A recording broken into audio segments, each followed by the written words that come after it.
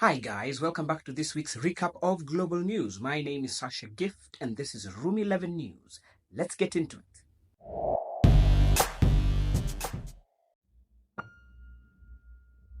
All eyes were on South Africa this week as the country geared up for crucial elections. South Africa headed into the polls this week with major political parties battling it out for the presidency.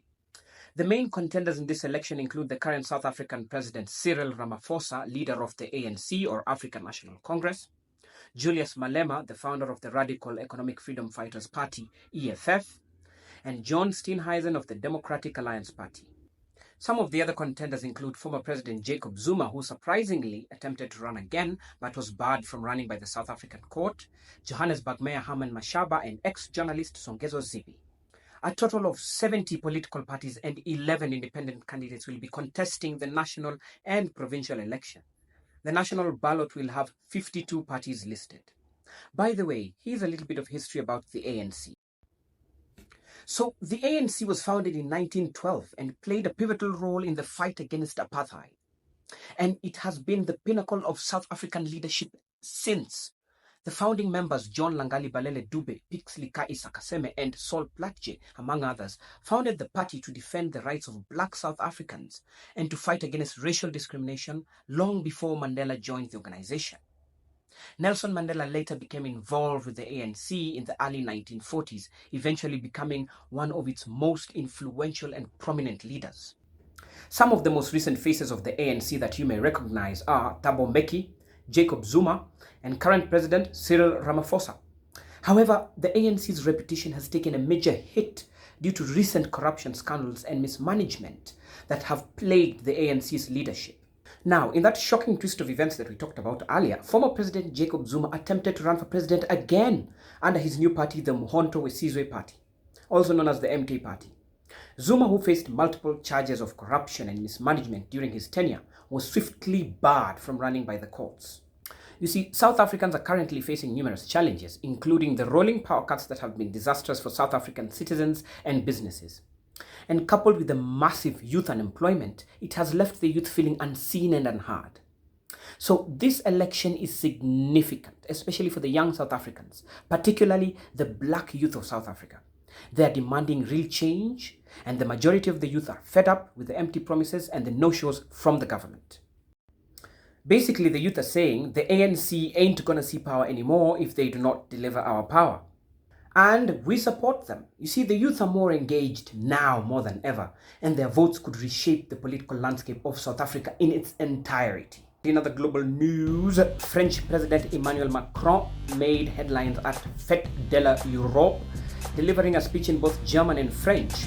Macron called for the protection of European values amidst a wave of migrant crises and ongoing conflicts in Europe and the Middle East. His speech emphasized European unity and resilience in these challenging times.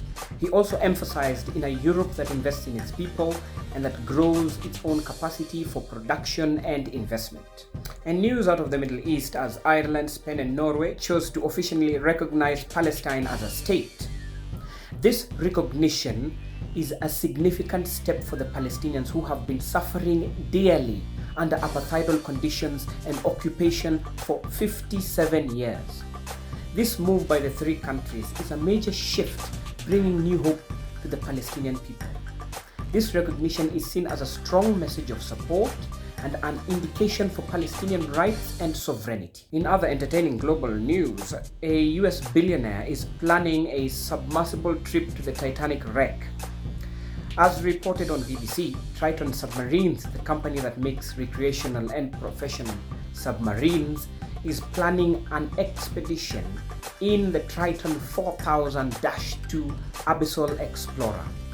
It is said that two explorers plan to make the daring trip to the Titanic wreckage. A US luxury real estate billionaire and a deep-sea explorer are planning to travel in a submersible to explore the Titanic. Ohio tycoon and adventurer Larry Kanner and Patrick Leahy, co-founder of Triton Submarines, say they want to take the sub to a depth of around 3,800 meters or 12,467 feet to see the shipwreck in the North Atlantic Ocean. Now, if you remember, the private submersible industry was rocked after 5 people were killed when a vessel built by OceanGate imploded en route to the Titanic last year. A spokesman from the Titan submersible said on Tuesday that the proposed voyage would only take place once a vessel was fully certified by a marine organization. And finally, exciting news from Porsche, or not so exciting news. Porsche just unveiled the 2025 Porsche 911 GTS Hybrid to mixed reviews, marking a major evolution in the iconic 911 lineup since the Porsche first was launched in September 1963. Porsche is expected to hybridize the rest of its 911 lineup in a phase as it gears up to go fully electric. Well, that's all for this week. Thank you so much for watching and stay tuned for more on global affairs. Don't forget to like, comment, follow, subscribe, whatever, the drill. Thanks again, and until the next one, peace.